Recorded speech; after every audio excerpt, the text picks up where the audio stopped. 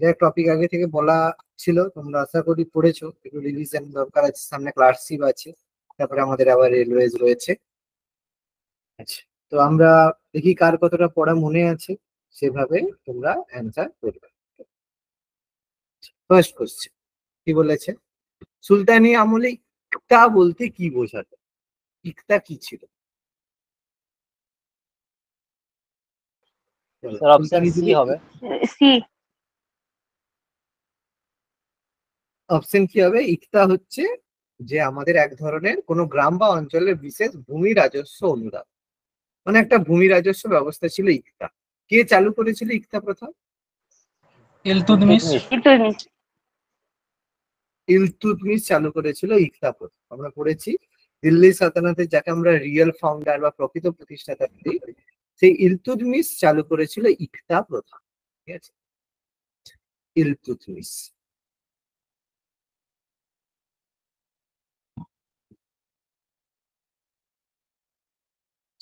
Next question, Mohammad ঘুরির কোনো পুত্র সন্তান না থাকায় তিনি বিজিত রাজ্যের দায়িত্ব তার বিশ্বস্ত সেনাপতির হাতে দিয়েছিলেন। কে ছিল তার সেনাপতি? কুতুবুদ্দিন আইবক। কুতুবউদ্দিন আইবক। কুতুবউদ্দিন আইবক। আচ্ছা, কুতুবউদ্দিন আইবক ছাড়া আরো মোহাম্মদ ঘুরির সেনাপতি ছিল, স্লেভ সেনাপতি। কে কে ছিল আইবক ছাড়া? মোহাম্মদ বিন বখতিয়ার খিলজি। বখতিয়ার খিলজি আর বখতিয়ার খিলজি আর স্যার তুঘরিল বলে কেউ একটা ছিল। তুঘরিল খান। তুঘরিল খান বলছে? না স্যার, খান নয়। তাহলে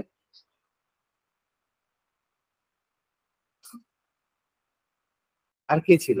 তিনজনের মধ্যে কনফ্লিক্ট হচ্ছিল, শেষে হচ্ছে কুতুবউদ্দিন আইবক পেলো দিল্লি সালতানাত, বখতিয়ার খিলজি পেলো। আরেকজন কে ছিল? তিনজনের নাম মনে রাখতে হবে। তিনজন স্লেভ ছিল, কুতুবউদ্দিন আইবক ছিল, ঠিক আছে, আর কে কে ছিল ইম্পর্টেন্ট স্লেভ? তাজউদ্দিন ইলদুজ, মনে পড়ছে? তাজউদ্দিন ইলদুজ একটা নাম ছিল, ইলদুজ বলে নাম পড়িয়েছিলাম, ভুলে গেছে? তাজউদ্দিন ইলদুজ। আরেকজন কে ছিল? এরা কি করতো? একে অপরের সাথে ইন্টারকাস্ট ম্যারেজ করতো। ঠিক আছে, মানে ইন্টারকাস্ট ম্যারেজ মানে এর মেয়েকে সে বিয়ে করতো, তার মেয়েকে এ বিয়ে করেছিল। এগুলো একটা ভালো সম্পর্ক হয়েছিল, মানে সম্পর্ক ভালো বলবো না। আর এটা ছিল নাসিরউদ্দিন কুবাচা। নাসিরউদ্দিন কুবাচা। চারজন স্লেভ ছিল, মেইন চারজন কুতুবউদ্দিন আইবকের স্লেভ ছিল। তার মধ্যে আইবক পেল কোনটা? কুতুবউদ্দিন আইবকের হাতে গেল যে আমরা বলবো যে ইন্ডিয়ান এরিয়া, মেনলি বলতে পারো ইন্ডিয়াটা, ইন্ডিয়ার যে দিল্লি সেন্টার, দিল্লিটা মেনলি কুতুবউদ্দিন আইবকের হাতে গেল। খিলজির হাতে কোনটা গেল? বখতিয়ার খিলজির হাতে বেঙ্গল প্রভিন্স, বাংলা, বেঙ্গল প্রভিন্স। বাংলা। তাজউদ্দিন ইলদুজের হাতে ছিল গজনি, গজনিটা ইলদুজের হাতে ছিল। আর নাসিরউদ্দিন কুবাচার হাতে ছিল সিন্ধ, সিন্ধু প্রদেশ, যেটা সিন্ধ আজকের দিনে সিন্ধ যেটা, ঠিক আছে, সিন্ধটা ছিল নাসিরউদ্দিন কুবাচা। তো এইভাবে কুতুবউদ্দিন মোহাম্মদ ঘুরি তার যে স্লেভদের মধ্যে এই অঞ্চলগুলো ভাগ করেছে, বেঙ্গল, গজনি, সিন্ধ, আর এটা দিল্লি। নেক্সট, পরের কোশ্চেন, যখন ইখতিয়ার উদ্দিন বখতিয়ার খিলজি বাংলা অভিযান করেছিলেন তখন দিল্লির শাসক কে ছিলেন?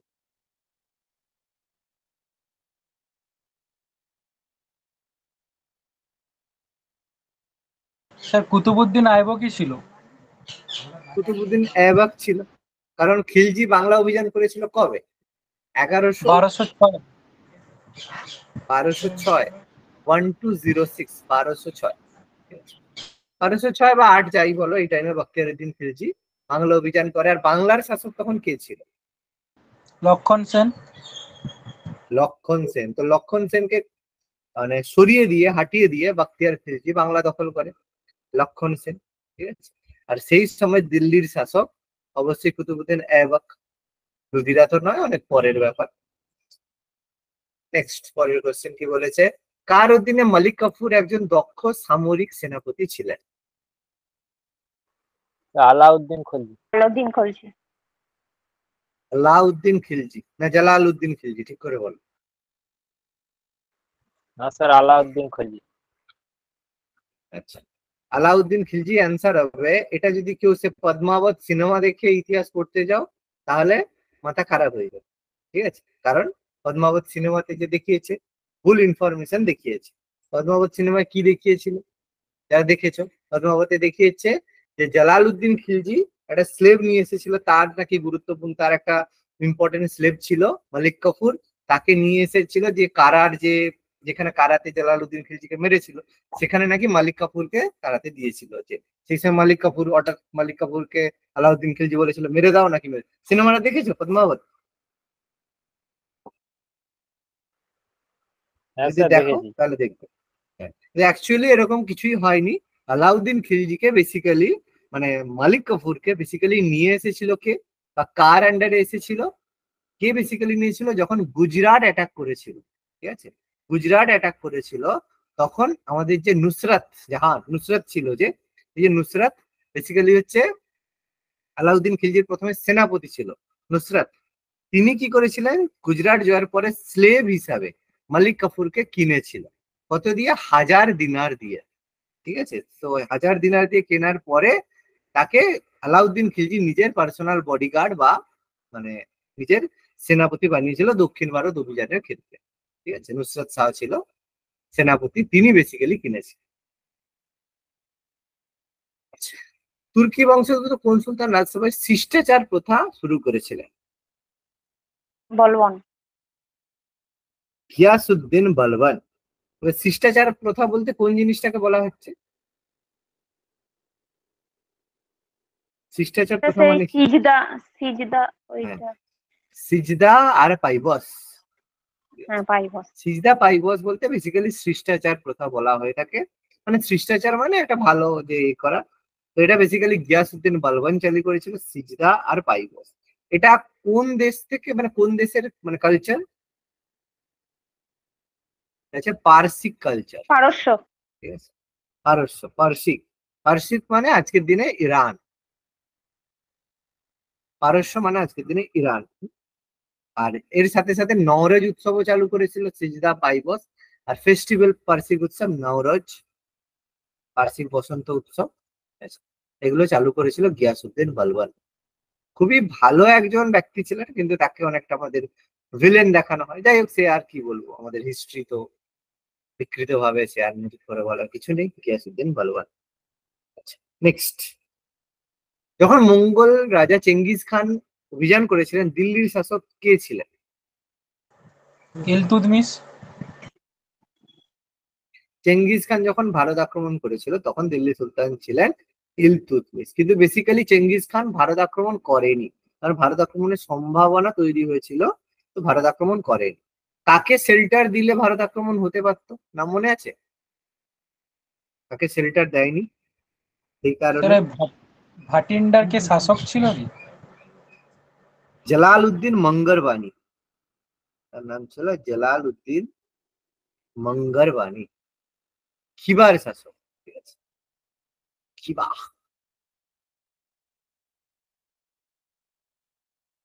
শেল্টার দেয়নি, সেই কারণে হয়েছে।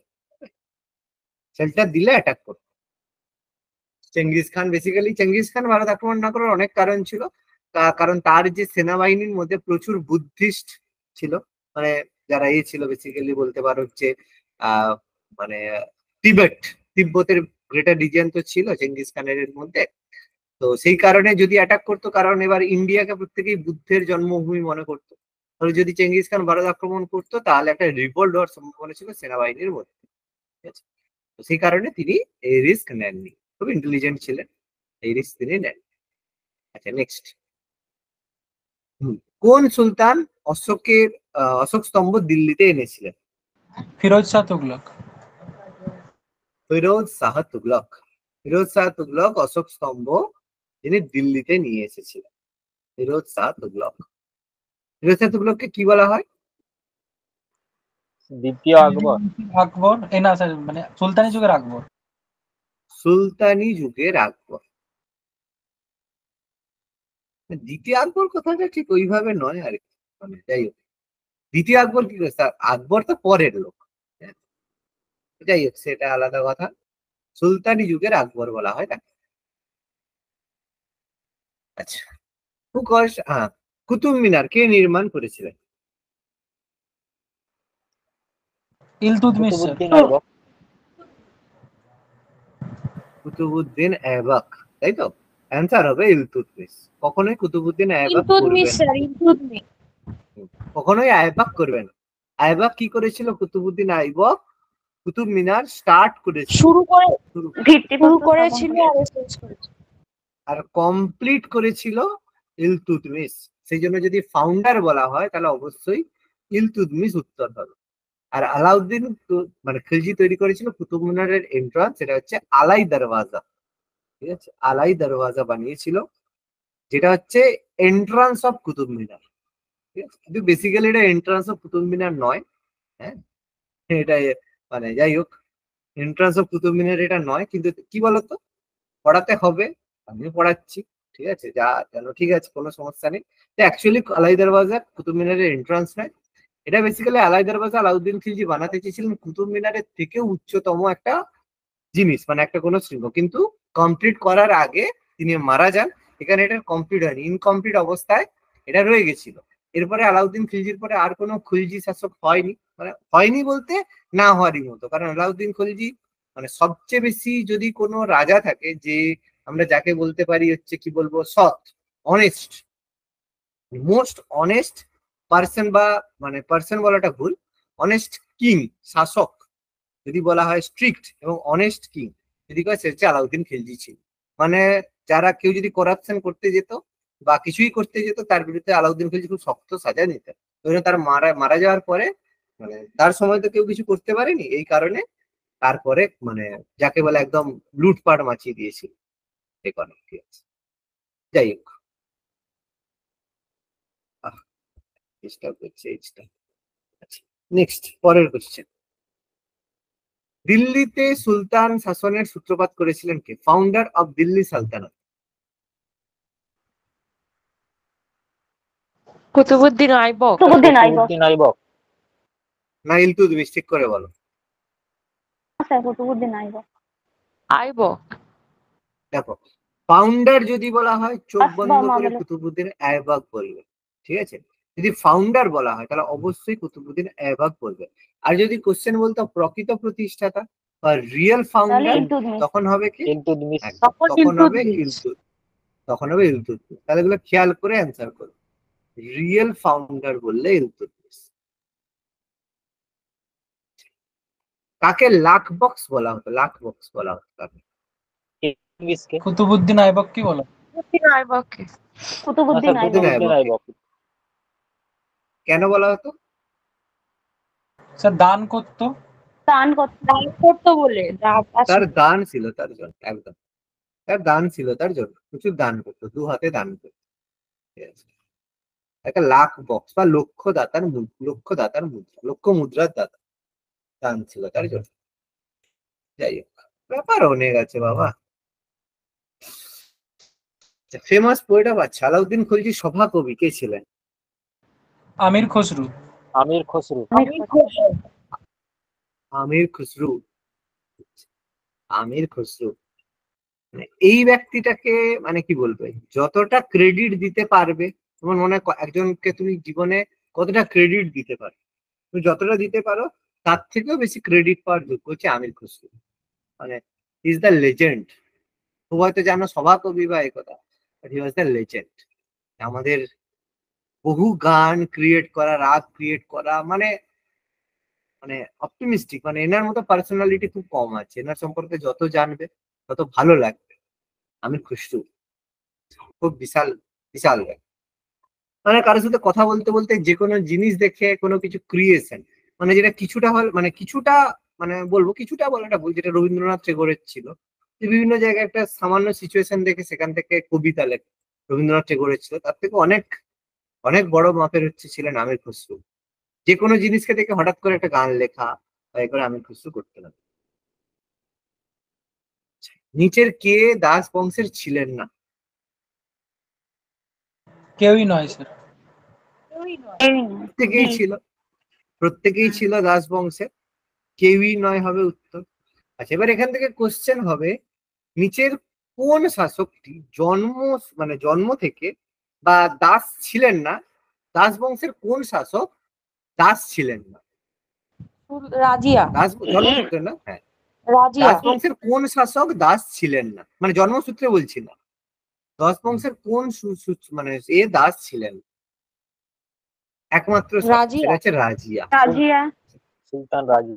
একমাত্র রাজিয়া ছাড়া আর প্রত্যেকেই কিন্তু স্লেভ ছিল। আইবক বলো, ইলতুৎমিশ বলো, গিয়াসউদ্দিন বালবন বলো, নাসিরুদ্দিন আমাদের হচ্ছে নাসিরুদ্দিন মাহমুদ স্লেভ ছিলেন না বলতে পারো, বাট কিছুটা ব্যাপারটা ছিল আর কি। যাই হোক, তার সম্পর্কে বলেছিল দরবেশ সুলতান যাকে বলা হয়। যাই হোক, তো একমাত্র রাজিয়া সুলতানাকে বলা হয় দাস ছিলেন না।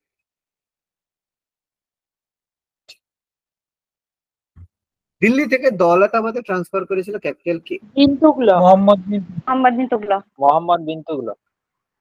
মোহাম্মদ বিন তুগলক, ঠিক আছে। আর এটা হচ্ছে সব থেকে ভুল ইনফরমেশন যে তিনি তার ক্যাপিটাল দিল্লি থেকে দৌলতাবাদ ট্রান্সফার করেছিলেন, স্থানান্তরিত করেছিলেন। এটা রং ইনফরমেশন। স্থানান্তরিত ক্যাপিটাল তিনি কখনোই করেন। তিনি কি করেছিলেন? তিনি দৌলতাবাদের সেকেন্ড ক্যাপিটাল এস্টাবলিশ করেছিলেন, সেকেন্ড ক্যাপিটাল, ঠিক আছে। এবার দেখো ব্যাপারটা কিরকম বলো তো, ব্যাপারটা কি? সাপোজ তোমাকে যদি বলা হয়, সাপোজ আজকে হচ্ছে, সাপোজ ধরো যেমন বলো জ্যোতি বসুর সময় আমাদের কলকাতার কোন অঞ্চলটা তৈরি হয়েছিল? জ্যোতি বসু কোন সল্ট লেক। অঞ্চল তৈরি করেছিল? Salt lake. আর এখন মমতা ব্যানার্জির সময় ডেভেলপ কোন জায়গাটা হয়েছে? TCS salt lake. Sector 5 new town, ঠিক আছে, নিউ টাউন। হ্যাঁ, নিউটন। মানে ব্যাপারটা এরকম যে দিল্লি ফাউন্ডেশন, দিল্লি বানিয়েছিল, দিল্লি বানানো বললাটা ভুল, দিল্লিতে প্রথম থেকে ক্যাপিটাল ছিল। ইলতুৎমিশ দৌলতাবাদকে ডেভেলপ করেছিল যে এটা আমার সেকেন্ড ক্যাপিটাল। সেকেন্ড ক্যাপিটাল ঘোষণা করার সাথে সাথে প্রচুর লোকেরা দৌলতাবাদে নিজেরা মাইগ্রেট করছিল, স্থানান্তরিত হচ্ছিল।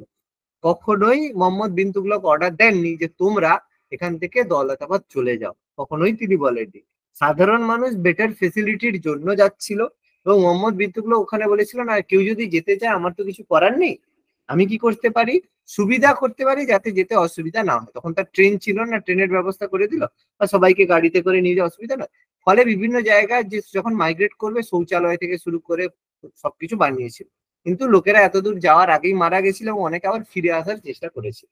তো এটা বেসিক্যালি কখনোই মোহাম্মদ বিন তুগলকের অর্ডার ছিল না যে ট্রান্সফার হবে, এটা সাধারণ মানুষের ইচ্ছা ছিল, তারা নিজের ইচ্ছে ট্রান্সফার হচ্ছিল। ওকে, তো এগুলো আমাদের মিসলিডিং ইনফরমেশন পড়ানো হয়েছে এতদিন। যাই হোক, এমসিকিউ হিসাবে যেমন জিনিস সেটা তো আমরা পড়বো, অসুবিধা নেই। এর সাথে সাথে আসল ব্যাপারটাও আমাদের জেনে রাখাটা দরকার। নেক্সট, একমাত্র মহিলা সম্রাজ্ঞী? সুলতানা রাজিয়া। সুলতান রাজিয়া। সুলতানা রাজিয়া। সুলতানা রাজিয়া, সুলতানা রাজিয়া, ঠিক আছে। রাজিয়াকে হচ্ছে আমাদের বানিয়েছিল কে, ইলতুৎমিশের কন্যা ছিল। তিনি এনাকে পরবর্তী সাম্রাজ্ঞী হিসেবে ঘোষণা করে গিয়েছিলেন। তো যাই হোক, মাঝখানের আবার গন্ডগোল, যাই হোক, আলতুনিয়া থেকে শুরু করে সমস্ত ব্যাপার, যাই হোক বেশি ডিটেলসে যাচ্ছি না, এটা জানো। অন্যতম বিকল্প প্রকল্প?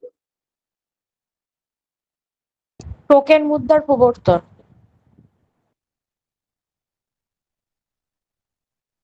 টোকেন মুদ্রা যেটাকে তাম্র মুদ্রা বলা হয়, ঠিক আছে। প্রত্যেকটা দেখো, তামার মুদ্রা একটা ভালো কি বলবো ভালো অপশন ছিল, ভালো পদ্ধতি করেছিল। কিন্তু কি ওই যে, কারণ সেই সময় বিশ্বব্যাপী সিলভারের শর্টেজ দেখা দিয়েছিল, সেই কারণে তিনি তাম্র মুদ্রার প্রচলনের উপরে তিনি জোর দিয়েছিলেন, কারণ এত অল্টারনেটিভ কিছু নেই। কিন্তু কি তিনি এটা করেনি যে সিকিউরিটি ব্যাপারটা দেখেনি। তামার মুদ্রা লোকেরা খুব সহজেই তামার মুদ্রা কপি করে নিতে শিখলো। ফলে কি হলো, যা বাজারে আসল মুদ্রা আর জাল মুদ্রার পার্থক্য ব্যবসায়ীরা করতে পারলো না।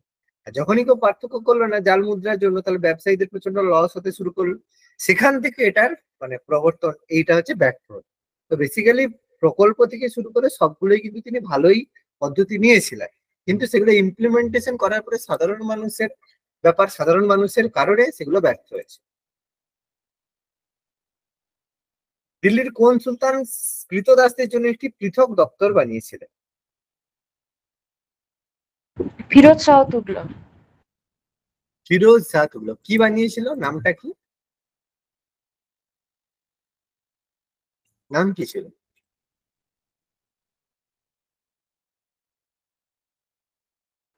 স্যার ওই হ্যাঁ, ফিরোজ শাহ দেওয়ানি বন্দে গানটা। দেওয়ান ই বন্দেগান, ঠিক আছে, বানিয়েছিল কৃতদাসের জন্য পৃথক দপ্তর দেওয়ান ই বন্দেগান। কি হতো এখানে দেওয়ান ই বন্দেগানে? তো দাসদের জীবনযাত্রার তো মনে হয় উন্নতির জন্য এটা বানিয়েছে। হ্যাঁ, একদম। কৃতদাস যারা ছিল তাদের জীবনযাত্রার উন্নতির জন্য, তাদেরকে বিভিন্ন ধরনের সাহায্য করা থেকে শুরু করে, ঠিক আছে, জীবনযাত্রার উন্নতির জন্য। আর হচ্ছে আমাদের যে 40 বা 40 চক্র ছিল সেটাও কিন্তু কৃতদাসীদের জন্য, কিন্তু সেটা ছিল কি রাজার দপ্তর। রাজার সেখান থেকে মানে কৃতদাস যারা ছিল তাদের পরামর্শ দিত, সেটা পলিটিক্যাল অর্গানাইজেশন ছিল। আর দেওয়ানি বন্দেগান হচ্ছে সোশ্যাল, ঠিক আছে, সোশ্যাল বা সামাজিক একটা হচ্ছে দপ্তর, সোশ্যাল, ঠিক আছে। ফিরোজ শাহ তুগলক। খলজি রাজত্বকাল।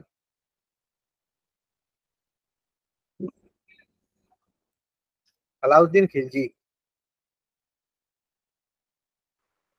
স্যার বলা উচিত। 1990 থেকে 20 1290 থেকে 1320, একদম রাজবংশের শেষ, খলজি বংশের শুরু, 1290 থেকে 1320, একদম। প্রথম মূল্য নিয়ন্ত্রণ চালু করে, মূল্য নিয়ন্ত্রণ ব্যবস্থা। আলাউদ্দিন খলজি। আলাউদ্দিন খলজি। আলাউদ্দিন খিলজি। মূল্য নিয়ন্ত্রণ ব্যবস্থা বেসিক্যালি কিসের মাধ্যমে করেছিলেন মূল্য নিয়ন্ত্রণ ব্যবস্থা? এই বাজার দর নিয়ন্ত্রণ। মানে এবার পদ্ধতিটা কি, কিসের বাজার দর নিয়ন্ত্রণ বললেই তো হয়ে যাবে না, এবার বেসিক্যালি বলতে হবে যে বাজার দর নিয়ন্ত্রণ করার জন্য মানে মূল্য নিয়ন্ত্রণ কিসের মাধ্যমে তিনি এটা করেছিলেন? স্যার ওই যে কেউ বেশি প্রোডাক্ট স্টোর করে রাখতে পারবে না, রেশনিং ব্যবস্থা, ঠিক আছে। রেশনিং ব্যবস্থা করলে কি, রেশনিং ব্যবস্থা মানে কি, রেশনে বলা হয়েছে যে তুমি চাল 10 টাকার কেজি বিক্রি, বেশি তুমি বিক্রি করতে পারবে না। তার মানে কি হলো, মূল্য নিয়ন্ত্রণ হয়ে গেল। যখনই তুমি রেশনিং ব্যবস্থা চালু করবে, তুমি কি বেশি মূল্যে কি দিতে পারবে চাল? দিতে পারবে না। এটাই হচ্ছে প্রথম যাকে বলা হয় বাজার মানে মূল্য নিয়ন্ত্রণ নীতি। তারপর বাজার দর, এবার দেখো এখানে রেশনিং তো হয়ে গেল, এর পরেও যদি কেউ বাজার থেকে ক্রয় করতে চায় তার জন্য কি হবে, মানে বিভিন্ন হচ্ছে অফিসিয়াল নিযুক্ত করা হবে,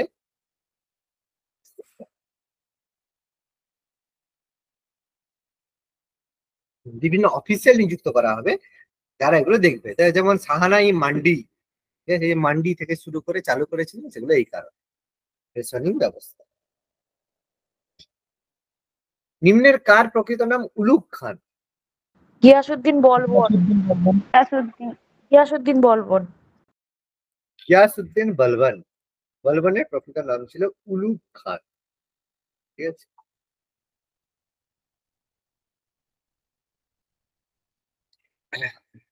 গিয়াসউদ্দিন বলবন আমাদের উলুগ খান।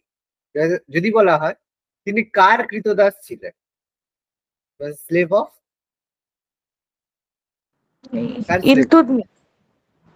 ইলতুৎমিশের স্লেভ ছিল, ঠিক আছে, ইলতুৎমিশের স্লেভ ছিল। স্যার আমার শ্বশুর হয়ে গেল কি করে বলুন তো, মাঝে মাঝে ভুলে যায়। ভুলে যাও? কার শ্বশুর, ইলতুৎমিশের শ্বশুর না কার শ্বশুর? আচ্ছা তাহলে একটু বলে দিচ্ছি শুনে। দেখো, প্রথমে ছিল কুতুবুদ্দিন আইবক, ঠিক আছে। আইবক যে হয়েছিল, আইবকের মেয়ে ছিল, আইবকের আইবক তার মেয়ের সাথে বিয়ে দিয়েছিল ইলতুৎমিশের, ঠিক আছে, ইলতুৎমিশ। তাহলে ইলতুৎমিশ কে হলো? কুতুবুদ্দিন আইবকের জামাই। মানে জামাইটা কে হচ্ছে এখানে, হচ্ছে শ্বশুর মশাইটা কে হচ্ছে, আইবক হচ্ছে শ্বশুর মশাই, ইলতুৎমিশের শ্বশুর মশাই হচ্ছে আইবক। এবার ইলতুৎমিশের স্লেভ ছিল বলবন, ঠিক আছে। ইলতুৎমিশের স্লেভ হচ্ছে গিয়াসউদ্দিন বলবন। গিয়াসউদ্দিন হ্যাঁ, বলবন হচ্ছে তার বলবনের স্লেভ। মেয়ের সাথে ইলতুৎমিশের বিয়ে হয়েছিল। হ্যাঁ হ্যাঁ। বলবনের বলবনের মেয়ের সাথে ইলতুৎমিশের কি করে বিয়ে হবে বাবা?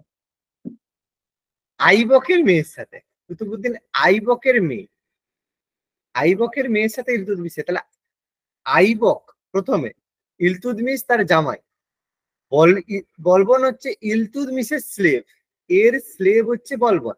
এবার ইলতুৎমিশের হচ্ছে নাতি, নাতি বলবো, নাতি বলাটা ছেলে, মানে অ্যাকচুয়ালি নাতি হবে, কিন্তু অ্যাকচুয়ালি যাই হোক সে একটু এ ব্যাপার। সে হচ্ছে নাসিরুদ্দিন মাহমুদ, ঠিক আছে, অ্যাকচুয়ালি নাতি, হ্যাঁ, কিন্তু অ্যাকচুয়ালি ব্যাপারটাকে ছেলের মতো তাকে বলা হয় অনেক ক্ষেত্রে, কিন্তু অ্যাকচুয়ালি নাতি। তার বড় ছেলে, ইলতুৎমিশের বড় ছেলের নামও ছিল নাসিরুদ্দিন মাহমুদ। তিনি মারা যাওয়ার পরে তারও নাম দেওয়া হয়েছিল, যাক সেটা অন্য কথা।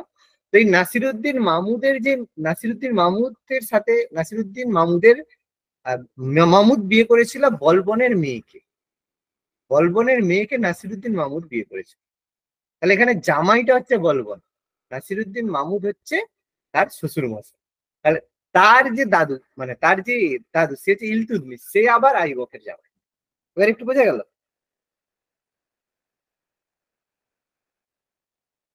বলবন নাসিরুদ্দিন মাহমুদ, সরি ভুল বললাম, উল্টো বললাম, বলবনের মেয়ে সঙ্গে নাসিরুদ্দিন মাহমুদের বিয়ে হয়েছিল, সরি উল্টো তাহলে বললাম। বলবন শ্বশুর হলো, বুঝতে পেরেছি। হ্যাঁ বলবন নাসিরুদ্দিন শ্বশুর, মাহমুদ বলবন মেরে শ্বশুর। বলবন বসেছিল, শ্বশুর জামাইকে মেরে সিংহাসনে বসেছিল। কিন্তু এটা বেসিক্যালি কি বলতো, মানে এটাও কি বলতো ফলস, মানে এটাও ভুল কথা যে নাসিরুদ্দিন মাহমুদকে মেরে বসেছিল, কারণ অনেক আগেই হচ্ছে বলবন চাইলে সিংহাসনে বসতে পারতো, ঠিক আছে, কিন্তু বলবন কখনো এভাবে সিংহাসনে বসেন। যাই হোক, সে যেভাবে আছে সেটা আমরা, মানে যেটা আমাদের ব্যাপার আছে সেটাই আমরা জানবো, অ্যাকচুয়াল ব্যাপার অন্য, ঠিক আছে, অসুবিধা নেই। তুগলক বংশের প্রতিষ্ঠাতা গিয়াসউদ্দিন তুগলক। গিয়াসউদ্দিন তুগলক। গিয়াসউদ্দিন তুগলক, ঠিক আছে। যদি পারো দিল্লি সালতানাতের রেকর্ডিং দেওয়া আছে, একবার পুরোটা একবার শুনে নেবে, দেখে নেবে, তখন বুঝতে পারবে আবার কি ছিল। সেখানে ক্লাসে আমি অনেক ডিটেলসে আলোচনা করে দিয়েছিলাম কি ব্যাপার স্যাপার ছিল। আচ্ছা, তুগলক বংশের ফাউন্ডার হচ্ছে গিয়াসউদ্দিন তুগলক, 1320, কমন এরা, বিসিডি বলা যাবে না, বিসিই আর বিসিই বলতে হবে। আচ্ছা, স্যার গিয়াসউদ্দিন তুগলকের আসল নামটা কি ছিল? গিয়াসউদ্দিন তুগলকের আসল নাম, হ্যাঁ হ্যাঁ কি স্যার। নাম ছিল গিয়াসউদ্দিন তুগলকের আসল নাম? স্যার ওই গাজী মালিক তো উপাধি ছিল না? গাজী মালিক, হ্যাঁ গাজী মালিক উপাধি। হ্যাঁ এগুলো প্রত্যেকটাই কি বলতো উপাধি, প্রকৃত নাম ওই গাজী মালিকই বলবে, কিন্তু কি বলতো ম্যাক্সিমাম প্রত্যেকটা নামই হচ্ছে তোমার মানে উপাধি হিসেবেই নেওয়া হয়েছে, গাজী মালিকই বলবে।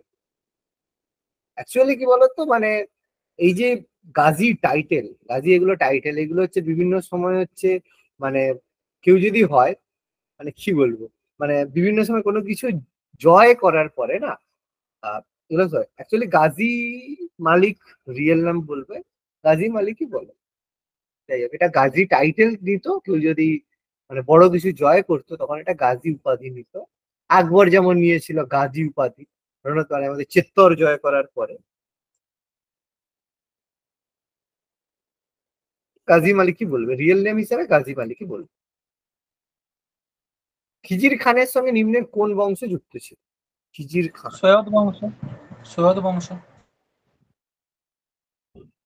খিজির খান ছিলেন সৈয়দ ডাইনেস্টির ফাউন্ডার, ফাউন্ডার নয়, আমাদের হচ্ছে তৈমুরের সময় প্রশাসক ছিলেন সৈয়দ ডাইনেস্টি খিজির খান।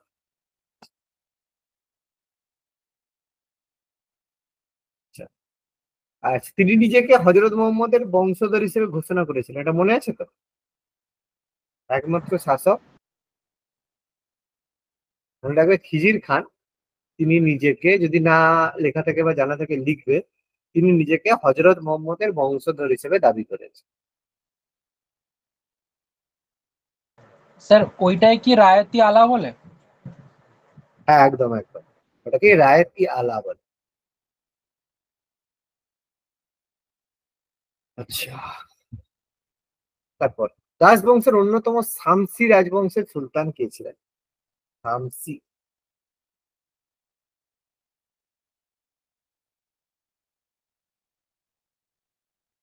সামসি রাজবংশের সুলতান ছিলেন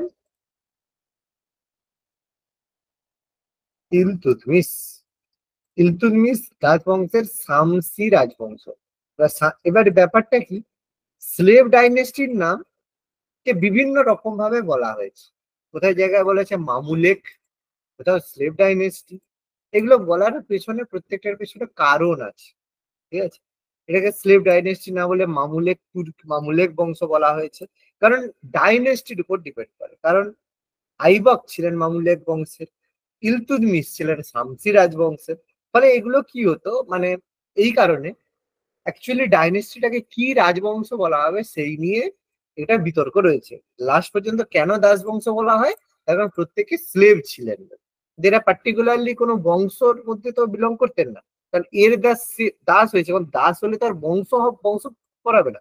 তোমার বাড়িতে যদি কেউ কোনো কাজের লোক থাকে, তাহলে সে কি তোমার কাস্টের মধ্যে পড়ে যাবে, বা তোমার জ্ঞাতির মধ্যে, মানে তোমার যেটাকে গোত্রগুলি তার মধ্যে পড়বে? নিশ্চয়ই পড়বে। সেরকম স্লেভরা কি করেছে, তোমাকে এ করে তোমার যে দাস স্লেভ বা কাজের লোক, সে তোমার জায়গা জমি নিয়ে নিল। তারপর সে যখন জায়গা জমি নেবে, সে কাউকে দাস রাখবে, তার দাস তাকে মেরে আবার সিংহাসনে বসে গেল। ফলে এগুলো যদি হয়, ডাইনেস্টি তো কারো হচ্ছে না। ঠিক আছে, দাস বংশের নাম দাস বংশ করা নিয়ে বিতর্ক আছে। আচ্ছা, টঙ্কা জিতল কে চালু করেছিল? ইলতুৎমিশ স্যার।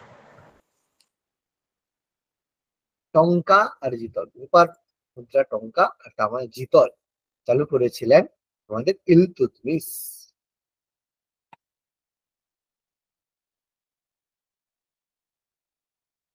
আচ্ছা, কার্যের জন্য দেওয়ানি খেরাত। ফিরোজ শাহ তুগলক। দেওয়ানি খেরাত, খেরাত চালু করেছিলেন ফিরোজ শাহ তুগলক। দান কার্য, ঠিক আছে, দান করা হতো এখানে। আর যারা কর্মে মানে কাজ করতো, যে স্কলারশিপ দিত, সেটাকে কি বলতো? স্যার দিওয়ানি ইস্তেহক। দেওয়ানি ইস্তেহক। আচ্ছা, লোদি বংশের ফাউন্ডার ছিলেন বহলোর লোদি। তারপরে কে সুলতান হয়েছিলেন? সিকান্দার লোদি। সিকান্দার লোদি। সিকান্দার লোদি কোন শহর তৈরি করেছিলেন? Agra. Founder of which? Agra. Agra. He was the founder of Agra. The আগ্রার যেটাকে বলে, আগ্রাতে কার ক্যাপিটাল ছিল? শাহজাহানের। শাহজাহানের ছিল, না হচ্ছে তোমার কি বলে আকবর? আকবর আগ্রা ফোর্ট বানিয়েছিল, আর আগ্রাতেই বানিয়েছিল না তোমার হচ্ছে কি বলে দেওয়া ফতেপুর সিক্রি। ফতেপুর সিক্রি।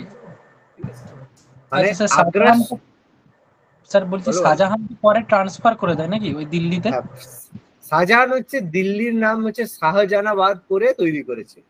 মানে আচ্ছা স্যার। দিল্লি, দিল্লি ব্যাপারটা এরকম না, দিল্লিতে দেখবে অনেক জায়গায় অনেক রকম নাম আছে, কোথাও শাহজাহানাবাদ আছে। মানে কি হয়, অ্যাকচুয়ালি কি বলতো, দিল্লি জায়গাটা তো আমরা আজকের দিনে যেটাকে নিউ দিল্লি বলছি, যেটা একটা অনেক ছোট জায়গা। আগে দিল্লি কি হতো, সাপোজ মনে করো এই পুরো জায়গাটাকে আমি বলছি এটা একটা জায়গা। মানে আজকের দিনে উত্তরপ্রদেশ, পাঞ্জাব, হরিয়ানার বেশিরভাগ অঞ্চল, এই জায়গাটাকে আমরা যদি ভাবি, এই জায়গার মধ্যে আলাউদ্দিন খিলজি কি করলো, এই জায়গায় তারপরে ধরো আমাদের হচ্ছে কি বলে আহ শাহজাহান এই জায়গায় একটা টাউন বানালো, সেই জায়গার নাম দিয়ে দিল সে শাহজাহানাবাদ। আবার কোনো একটা জায়গার একটা একটা জায়গা পাশাপাশি একটা জায়গায় তৈরি করে সেই জায়গার আরেকটা নাম দিয়ে দিল। মানে কি হচ্ছে, প্রত্যেকটা জায়গা কি হচ্ছে বানিয়ে দিয়েছে, এবং প্রত্যেকটা জায়গায় টাউন প্রত্যেকে বানিয়েছে প্রত্যেকে। যেমন দিন পানহা, যেটা তোমার এর আগে ছিল, তোমার হচ্ছে এর সময় কি বলো, দিন পানহা তোমার ওই বলবানের পরে, ঠিক আছে, আমাদের যে ওই কায়কোবাদ, ঠিক আছে, কায়কোবাদ দিন পানহা বানিয়েছিল। তো সে দিন পানহাও ছিল দিল্লির একটা শহর। মানে প্রত্যেকে একটা শহর বানিয়েছে, তার নাম দিয়ে দিয়েছে এটা। এবার প্রত্যেকটা যেহেতু কাছাকাছি, দিল্লির কাছাকাছি, মানে প্রত্যেকটাকেই বলা হয় দিল্লি। মানে শাহজাহানাবাদও দিল্লি, তারপর তোমার এই বলো কি বলে তিনপানা, সেও দিল্লি। প্রত্যেকে কিন্তু দিল্লি, মানে প্রত্যেকে একটা শহর হয়ে গেছে। বুঝতে পারছো, একটা সেক্টর হয়ে গেছে। আর যদি ফাউন্ডার অফ আগ্রা বলা হয় তাহলে সিকান্দার লোদি, আর আগ্রা যদি ফোর্ট বলা হয় সেটা আমাদের আকবর। আগ্রা ফোর্টের ফাউন্ডার।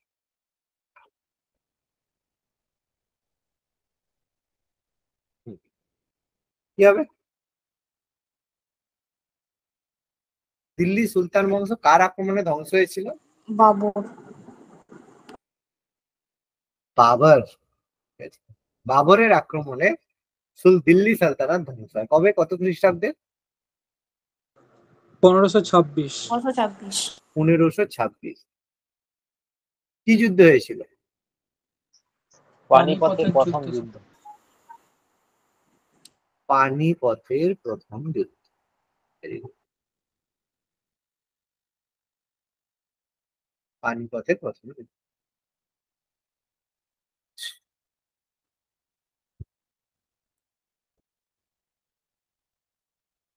নওরোজ চালু করেছিল কে? একটু আগে বলে দিয়েছি।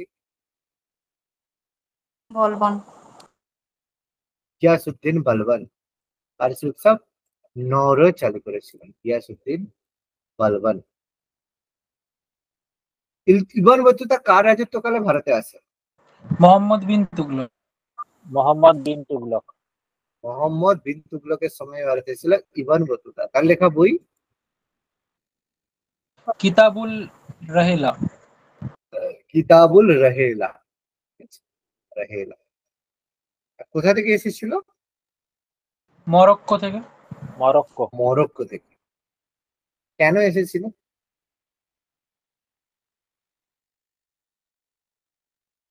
ঘুরতে না লিখতে? লেখার জন্য এসেছিল। না, ওকে যে ভয় দেখিয়ে আনা হয়েছিল বলতেন স্যার। বেসিক্যালি ট্রেড করতে এসেছিল, বাণিজ্য করতে এসেছিল। বাণিজ্য করে যখন চলে যায় তখন তাকে তার ওয়াইফকে কিডন্যাপ করে, এবং সেই সময় থেকে তার উপর বলা হয়েছিল তুমি যদি ভ্রমণ কাহিনী করে লেখো তাহলে ছাড়া। ঠিক আছে, এই জন্য ট্রাভেল লগ তিনি লিখেছেন, না হলে রাহেলা লেখার তার বিন্দুমাত্র কোনো ইচ্ছে ছিল না। দিয়ে স্যার তার বউ ছেড়েছিল। সেটা দেখো, আর তার পরের গল্প আর কেউ বলেনি। হ্যাঁ, মানে এগুলো কি বলতো, প্রত্যেকটা ব্যাপার কি জানো তো, এমন ব্যাপার না, মানে কি বলতো, এই যে সাপোজ ধরো একটা ঘটনা, তারপরে তুমি আজকে ফেসবুকে দেখলে এই ব্যাপার হয়েছে, মানে এই ঘটনা হয়েছে, ফেক নিউজ হলো। তারপরে যখন প্রমাণ হবে এটা ফেক নিউজ যেটা এটা নয়, সেটা আর কেউ কিন্তু শেয়ার করবে। কিন্তু যেটা ফেক নিউজ ছিল সেটা কিন্তু শেয়ার হয়ে গেছে, কিন্তু ওটা যে ফেক ছিল সেই নিউজটা যখন বেরোবে সেটা কিন্তু আর কেউ শেয়ার করবে না। এটা হয় তো, খেয়াল করে দেখবে এটা হয় কিনা। হয় হয়। ব্যাপারটা এই জিনিস হয়। আর ওই জন্য প্রত্যেকের মনে একবার যদি ওই ফেক নিউজটা ঢুকে যায়, ওটাই মানুষ জানবে সত্যি। তাইমুর কার সময় ভারতে আসে?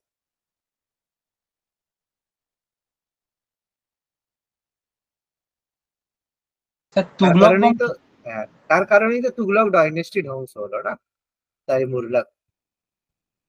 তিনি তো সরিয়ে দিয়ে তারপর তো এখান থেকে সৈয়দ ডাইনেস্টির ফাউন্ডেশন, সৈয়দ ডাইনেস্টি তো ওইভাবেই হয়েছিল। তাইমুল্লাহ তার যে মানে রিপ্রেজেন্টেটিভ এখানে লিখেছিল। তারপরে শাহরুখ। দিল্লির সুলতানি বিখ্যাত কবি যাকে হিন্দুস্তানের তোতা পাখি বলা হয়? আমির খসরু। আমির খসরু। আমির খসরু। আমির খসরু। আমির খসরুর হচ্ছে কে ছিল, মানে গুরু কে ছিল? নিজামুদ্দিন আউলিয়া। নিজামউদ্দিন আউলিয়া। নিজামউদ্দিন আউলিয়ার শিষ্য।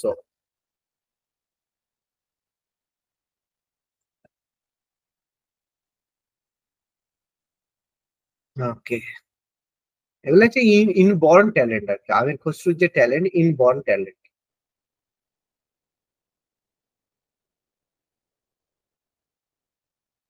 গুণরাজ খান।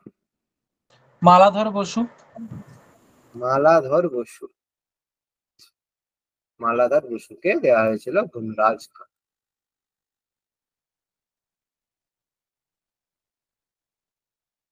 আদালি মুদ্রা দিল্লির কোন সুলতান প্রবর্তন করেন? আদালি।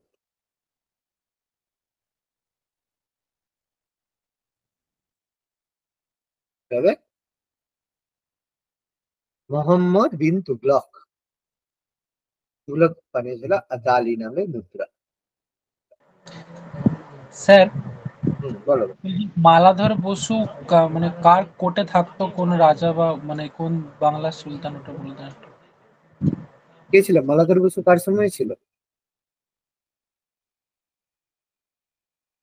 কারো মনে নেই মালাধর বসু? শ্রীকৃষ্ণ বিজয়ের জন্য সময়ে ছিল। তিনি কার রাজত্বকালে ছিল? আমাদের তখন গৌড়ের রাজা ছিল তোমার কে ছিল বলো তখন হচ্ছে? স্যার এই ভক্তিবাদী আন্দোলন। না না না, ওই সময় রাজা ছিল আহ শামসুদ্দিন ইউসুফ শাহ। হ্যাঁ, শামসুদ্দিন ইউসুফ শাহ ছিল, শাহ ডাইনেস্টির ছিল। বারবক শাহ ছিল না, মনে আছে বারবক শাহ? রুকনুদ্দিন বারবক শাহ। হ্যাঁ, রুকনুদ্দিন বারবক শাহ, ঠিক আছে, এই ছিল রুকনুদ্দিন বারবক শাহ। আচ্ছা, তারপরে স্ট্যান্ডিং আর্মি।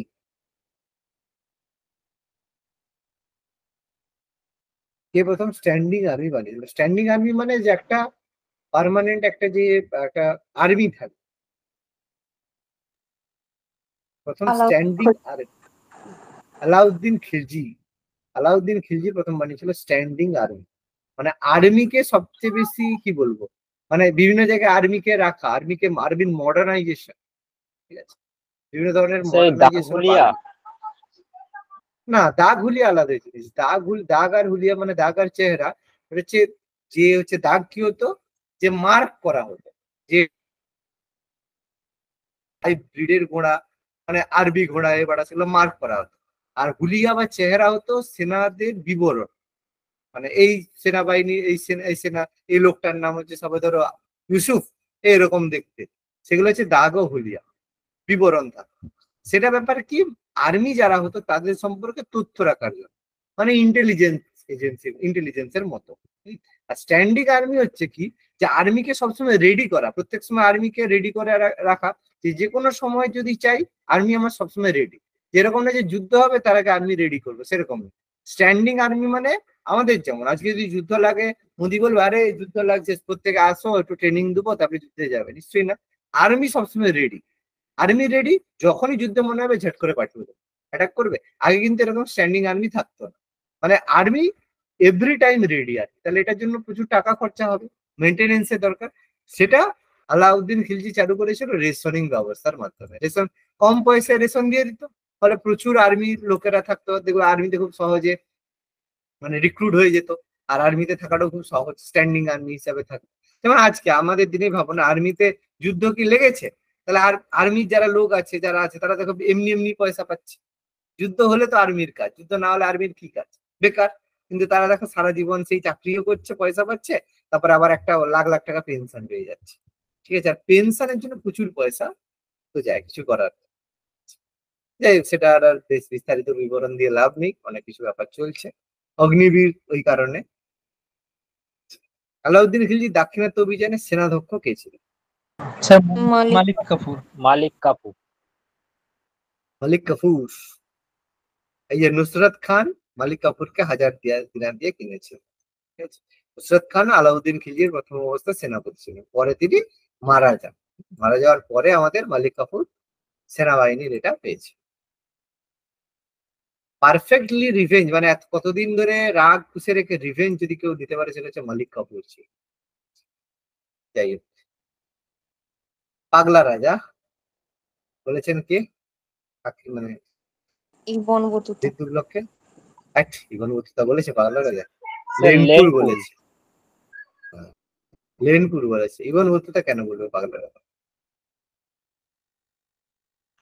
লেনপুর। ইকতা দান করেছিল মোহাম্মদ ঘুরি কাকে?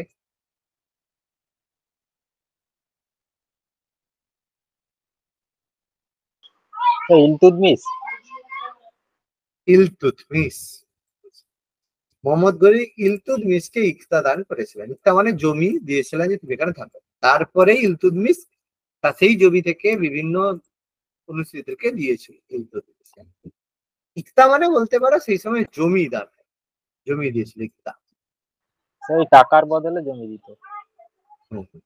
টাকার বদলে বেসিক্যালি, হ্যাঁ টাকার বদলে ব্যাপারটা মানে এই সময় কি হতো, বেতন না দিয়ে কাউকে বলতে যে এটা তোমার জায়গা, তুমি এখানে রুল করো। আচ্ছা, মোহাম্মদ ঘুরির আসল নাম?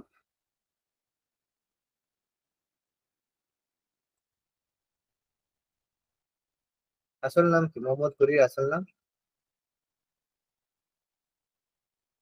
সাহাবুদ্দিন মোহাম্মদ। আসল নাম হচ্ছে সাহাবুদ্দিন মোহাম্মদ।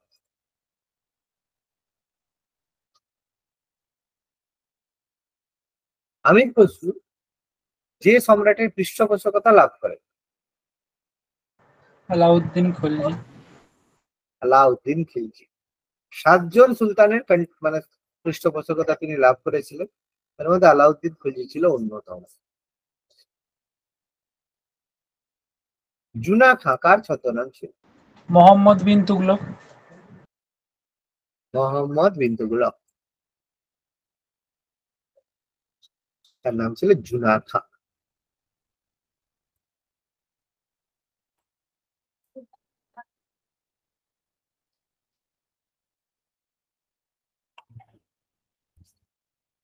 আচ্ছা, হজ খাস নামক প্রসাদ সৌধ নির্মাণ করেছিলেন কে? হজ খাস।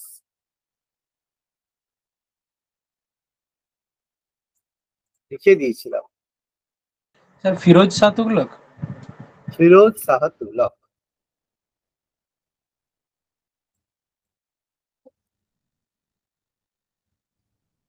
মোহাম্মদ বিন তুগলক একধারে ছিলেন দয়ার সাগর, অপরদিকে ছিলেন রক্ত পিপাসু।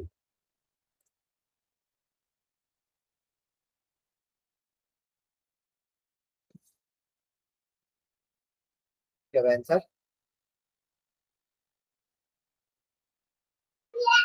Sir Ibn Battuta.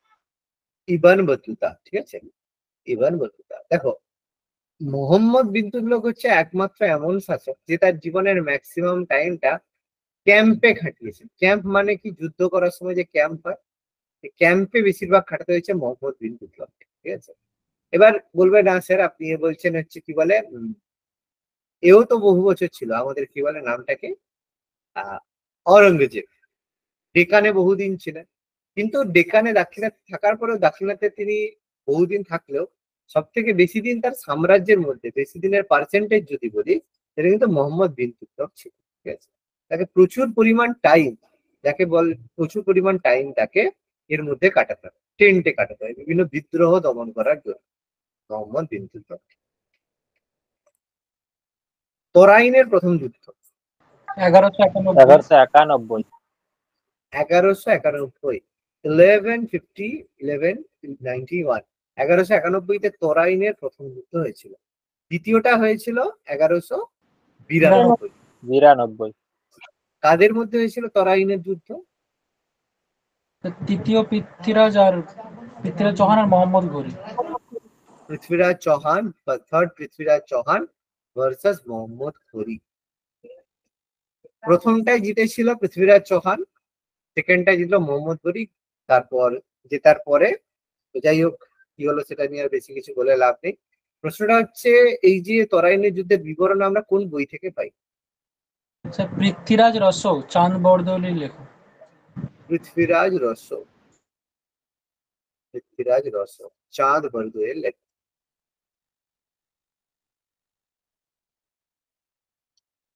চাঁদ বরদৌই।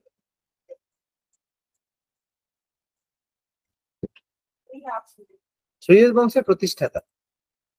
খিজির খাঁ। খিজির খান।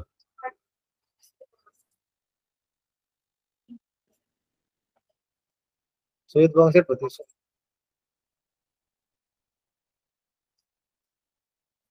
খিজির খান। আলাই দরওয়াজা কার নির্দেশে নির্মিত হয়েছিল? আলাউদ্দিন খলজি। আলাউদ্দিন খলজি। আলাউদ্দিন খিলজি। আলাই দরওয়াজা, যেটা বললাম এন্ট্রান্স অফ কুতুব মিনার বলা হয়ে থাকে, সেটা বলা আলাই দরওয়াজা। সিজদা পাইবস প্রথা প্রবর্তক? গিয়াসউদ্দিন বলবন। গিয়াসউদ্দিন বলবন। গিয়াসউদ্দিন বলবন।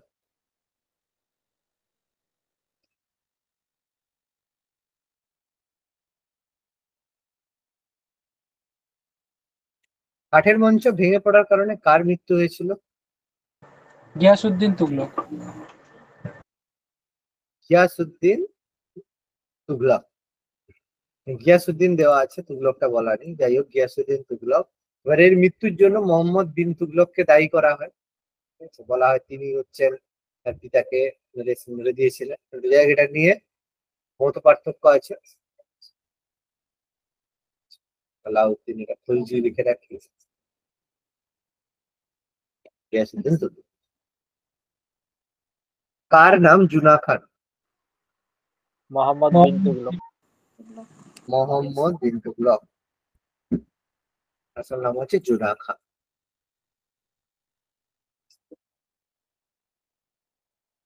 মোহাম্মদ মুজিবউদ্দিন মোহাম্মদ বিন স্যামের আছে জনপ্রিয় নাম, কার আসল নাম?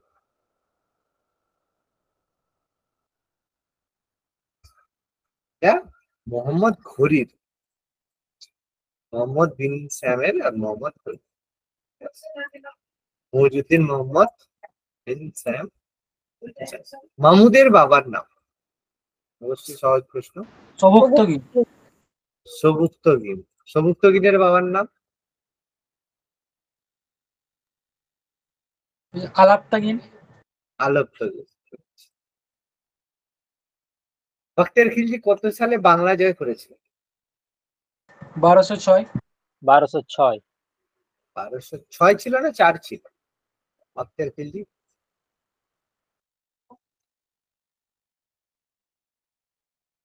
বখতিয়ার খিলজি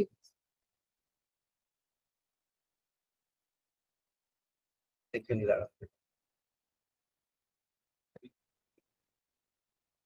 বখতিয়ার খিলজি বংশাট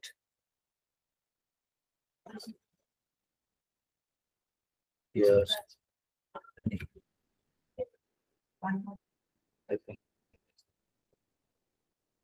1203 ইনভেডেড বেঙ্গল, আর এটা বেসিক্যালি 1204।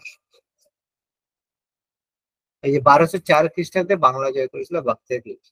1204 করবে, 1204 করবে, ঠিক আছে?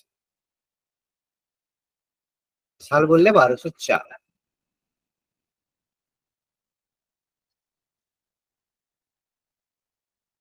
হজ খাস শহর একটু আগেই বললাম, দিল্লির হজ খাস। ফিরোজ শাহ তুগলক। ফিরোজ না। শাহ তুগলক। দিল্লিতে হজ খাস শহর নির্মাণ করেছিল কে? হজ খাস দেখাচ্ছে না।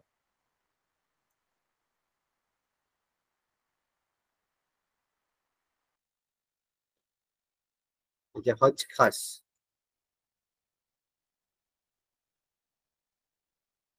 মেড বাই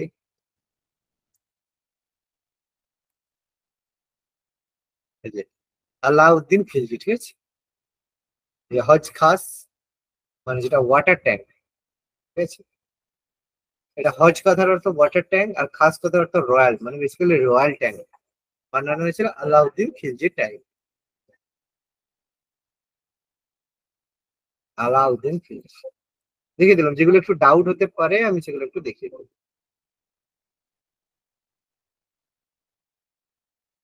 আচ্ছা, গুলরুখি ছদ্মনামে কবিতা লিখতেন কে? গুলরুখ সিকন্দর লোদি। সিকান্দার লোদি।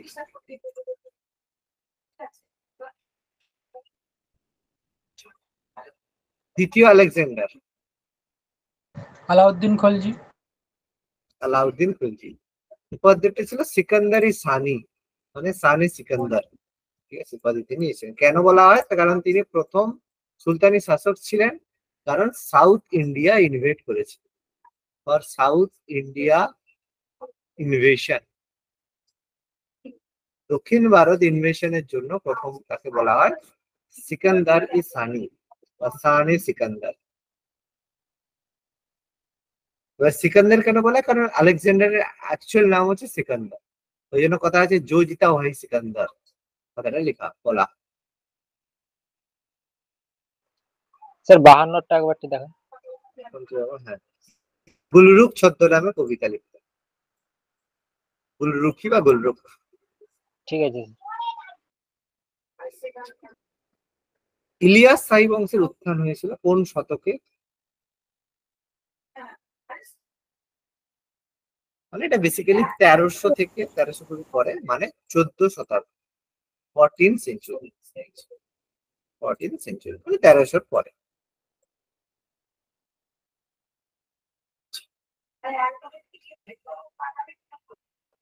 দেবগিরির নতুন নাম Daulatabad. Daulatabad.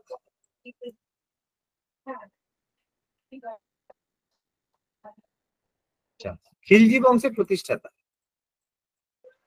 Jalauddin Khilji. Jalaluddin Khilji, founder of Khilji dynasty. যে বেশি বছর বয়সে রাজা হয়েছিল পুরো। হতে চায়নি, মানে হতে চায়নি বলাটা ভুল, কারণ বিশেষ করে আর কোনো অপশন ছিল না কারো কাছে। মালিক কাফুর কে কে হত্যা করেছিল?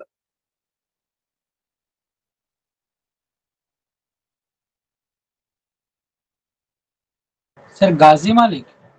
না, গাজী মালিক নয়, হচ্ছে কুতুবউদ্দিন মুবারক শাহ। বুঝছো? তো মুবারক শাহ কি করেছিল, সবাইকে এত মানে ইকতা দিয়ে দিয়েছিল, মানে এত টাকা পয়সা এত দিয়ে দিয়েছিল, সেই কারণে তাকে বাধ্য হয়ে সরিয়ে দিয়ে গিয়াসউদ্দিন তুগলক, তারপর তুগলক ডাইনেস্টির ফাউন্ডেশন করেছিল, যেটা গাজী মালিক। ভুলে গেছো? ভুলে গেছো, অনেক কিছু ভুলে গেছো। বলবনের মৃত্যুর পরে সুলতান কয়কাবাদ। কায়কোবাদ কে ছিল? তার ছেলে? না স্যার, নাতি ছিল। নাতি ছিল। কারণ তার একটা ছেলে মারা গেছিল, আর একটা ছেলে সব পালিয়ে ছেড়ে গেছিল। ছুড়ে দিয়ে পালিয়ে যাওয়া মানে আর কি, এতে চলে গেছিল আর কি, হিমালয় চলে গেছিল, সেই জন্য নাতি কায়কোবাদ বলেছিল। থাকলে ভালো। লোদি বংশের ফাউন্ডার বহলুল লোদি। বহলুল লোদি। বাহালুল লোদি। লোদি বংশের founder Bahalul Lodi. Last question আজকের, কুতুবউদ্দিন আইবক পোলো খেলতে গিয়ে কবে মারা যান? 1208। 1210। 8 কোথায়, 10-এ তো মারা গেল না। তারপরে তো ইলতুৎমিশ এলো। 1210।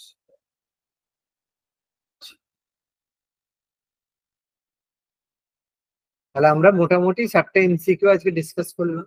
ঠিক আছে? আচ্ছা, একটু কথা বলো তো, এই সপ্তাহে যা আছে ঠিক আছে, অসুবিধা নেই। আর পরের দিন কি কি ক্লাস আছে বলো, কি কি দিয়েছিলাম? কালকে তো অঙ্ক ছিল। হ্যাঁ, কালকে হচ্ছে ম্যাথ আছে। হ্যাঁ, কালকে ম্যাথ আছে। তোমাদের পরের ম্যাথ গুলো আর দেওয়া হয়নি না? আচ্ছা, দিয়েছিলাম না দিইনি? দিয়েছেন? ও দিয়েছি তো, হ্যাঁ হয়েছে সেগুলো। সব হচ্ছে না আবার, সলভ একটুখানি করতে, চাপ আছে। হ্যাঁ সলভ করতে হবে, তাই বলে আমার ভুল হওয়ার কথা না। যাই হোক, ওটা তো অবশ্যই সলভ করে রাখবে প্রত্যেকে। ঠিক আছে, পিডিএফ দেওয়া আছে, বলেছি যতটা আছে, তোমরা যতটা বলেছো স্যার এতটা পারবো, সেভাবে আমি দিয়েছি। প্রত্যেকে কিন্তু পুরোটা সলভ করা চাই। ঠিক আছে, করে রাখবে। তাহলে কালকে হয়ে গেলে তারপরে আমাকে যেন বেশি করতে না হয়, বেশিরভাগ যেন তোমাদের হয়ে যায়।